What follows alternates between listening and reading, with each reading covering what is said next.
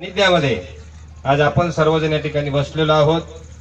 मला या ठिकाणी आज खूप आनंद होतोय, कारण ह्या आयुष्यातून एक संपलेला माणूस मी, ह्या जिंदगीतून उठलेला माणूस मी।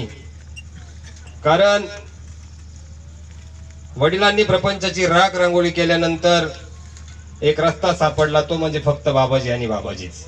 जर आज मी तीच माझ्या जीवनामध्ये बाबाजी आले नसते तर माझ्या बापाने केलेल्या रांगोळीमध्ये मी आणि माझी आई आणि भाऊ सुद्धा असू शकत होतो, यामध्ये कुठलीही शंका राहत नाही असं मला वाटतं। परंतु बाबाजी माझ्या आयुष्यामध्ये आले आणि त्यांच्या सानिध्यात गेल्यानंतर अगदी जीवनच बदलून गेलं। एक नव्हे दोन नव्हे तब्बल 12 वर्ष बाबाजींच्या सानिध्यात राहिल्यानंतर बाबाजींनी, कारण मला 11 वर्ष आज तळेगावमध्ये येऊन पूर्ण होत आहेत आणि मी एकूण 12 वर्ष बाबाजींची सेवा केलेली आहे। परंतु 12 वर्ष उजाडण्याच्या 1 वर्ष अगोदर म्हणजे 11व्या वर्षामध्ये जितकी सेवा मी बाबाजींच्या आश्रमामध्ये केली त्याच्या 100 पटीने बाबाजींनी आज मला या ठिकाणी परत केलेलं आहे। कारण म्हणतात, राहू न दे बाकी ज्याचे त्याला देऊन टाके, बाबाजींचं वचन होतं। आणि खरोखर बाबाजी जीवनामध्ये कुणाचाही 1 रुपया ठेवत नाही, याचं मूर्तिमंत उदाहरण जर कोण असेल तर हा अरुण चहावाला आहे। कारण शांतिगिरी बाबा काय चीज आहे, जनार्दन बाबा काय चीज आहे, हे ऐऱ्या गैऱ्याला बोलणाऱ्याला, वरून बघणाऱ्याला हे कधीही कळू शकत नाही। संतांच्या सानिध्यात गेल्यानंतर, त्यांच्या आचरणाचं अनुकरण केल्यानंतर त्यांच्या सेवेचं फळ काय असतं हे स्वतः अनुभवल्याशिवाय वरून तुम्हाला कधीही कळणार नाही। कारण शांतिगिरी बाबांचा रोम रोम आम्ही ओळखलेला आहे, जनार्दन बाबांचा रोम रोम आम्ही ओळखलेला आहे। कारण असे संत, असे पंथ या जगामध्ये तुम्हाला कुठेही सापडणार नाही। जर आम्हाला कोणी अशी भाषा केली तर आम्ही त्याला एकच सांगतो, तू क्या समज कर बोला बोला मैं शांतिगिरी का चेला, ही ताट कॉलर करून आम्ही सांगू शकतो। कारण शांतिगिरी बाबा काय आचरणात आहे, काय व्रतात आहे। कारण ते कुणाच्या दारामध्ये जेवत नाही, कुणाच्या दारामध्ये पाणी पित नाही, कुणाच्या सोन्याला स्पर्श करत नाही, कोणाच्या पैशाला स्पर्श करत नाही। तुम्हाला अनेक संत भेटतील, अनेक महंत भेटतील, अनेक व्यक्ती जीवनामध्ये भेटतील, पण ज्यांनी भाकरीचा त्याग केला, अन्नाचा त्याग केला,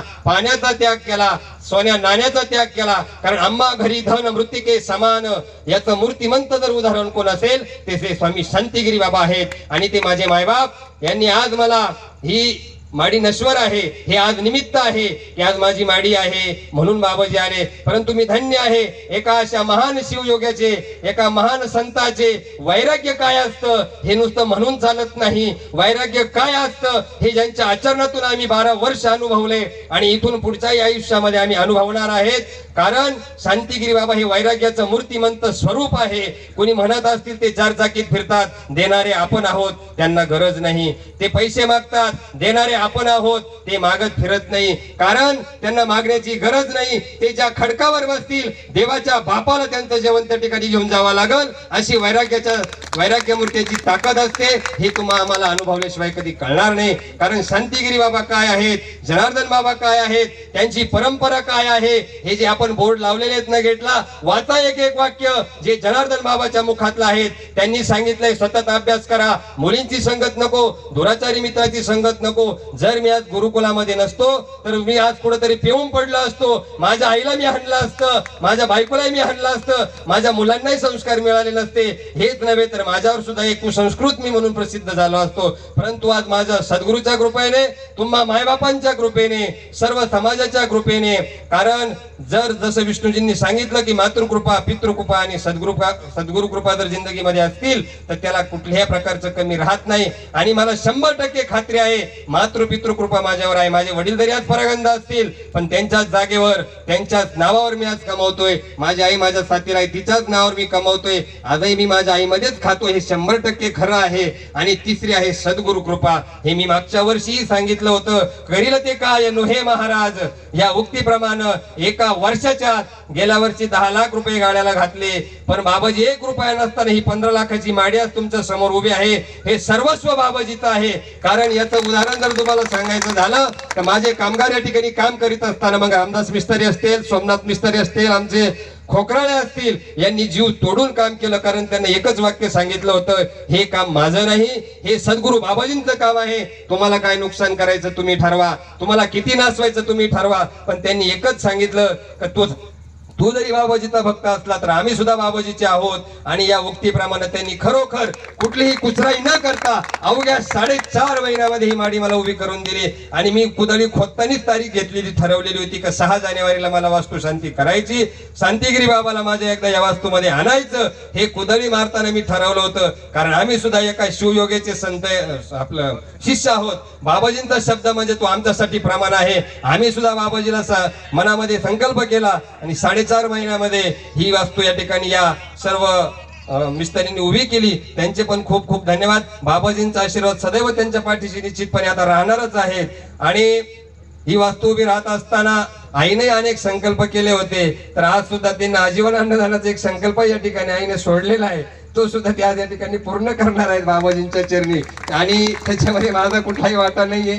तो सेपरेट आईचा आहे आणि सर्वस्व ते आईचंच आहे हे आणि बाबाजींचं आहे या ठिकाणी जाहीर करतो. आणि हे सर्व उभं राहत असताना आमचे पारेगावकरचे सर्व विष्णूजी असतील, लक्ष्मणजी असतील, पुंजारी घडाक असतील, दिनकरजी असतील, मारुती बाप्पा असतील, नामदेव कुळधरण असतील, अमोलभाऊ शेहरकर असतील, त्याचबरोबर आमच्या गावचे सरपंच, उपसरपंच, सर्व ग्रामपंचायतचे कर्मचारी, सहकर्मचारी यांनी सर्वांची या ठिकाणी मोलाची साथ दिली. त्याचबरोबर माझे भाऊबंद, मित्र, परिवार, इष्ट ज्यांनी हे कार्य उभं करत असताना एक खारीचा वाटा उचलला असेल, सद्गुरू बाबाजी त्यांना सुद्धा त्यांचं परत केल्याशिवाय राहणार नाही. कारण म्हणलं जातं कणभर दिला तर मनभर मिळेल, मुठभर दिला तर पोटभर मिळेल. आणि बाबाजी सांगतात सज्जन की दौलत संत और फकीर, दुर्जन की दौलत डॉक्टर और वकील. आपण निश्चित मी म्हणून जर काही काम या ठिकाणी करेल असेल तर ते सुद्धा सद्गुरू बाबाजींना प्राप्त होणार आहे. आणि बाबाजी सुद्धा तुम्हाला त्याचं फळ दिल्याशिवाय राहणार नाही. ही 100% खात्री हा अरुंद या ठिकाणी दिल्याशिवाय राहणार नाही. एवढे बोलून मी माझे जोर शब्द बाबाजींच्या प्रार्थना करतो की सर्वांना एक सुख शांती समाधान लाभो. कोरोना काळामध्ये सुद्धा या ठिकाणी सर्वजण उपस्थित झालात त्याबद्दल सर्वांचे जय बाबाजी भक्त परिवाराच्या वतीने आभार मानतो आणि झालेली सेवा सद्गुरू चरणी अर्पण करतो. माझे गुरुकुलचे विद्यार्थी या ठिकाणी उपस्थित आहेत, खूप दूरवरून ते आलेले आहेत, त्यांचे पण आभार, राहुलजींचे आभार, विष्णूजींचे आभार. जे बाबाजी सोबत सर्व काही सेवाधारी आहेत त्यांनाही खूप खूप शिवमय जय बाबाजी. आणि या ठिकाणी मी 2 शब्द संपवतो. जय बाबाजी, जय महात्माजी. जगद्गुरु जनार्दन स्वामी महाराज की जय. निष्का परमपूज्य महामंडलेश्वर स्वामी शांतिगिरीजी महाराज. माननीय बाळासाहेब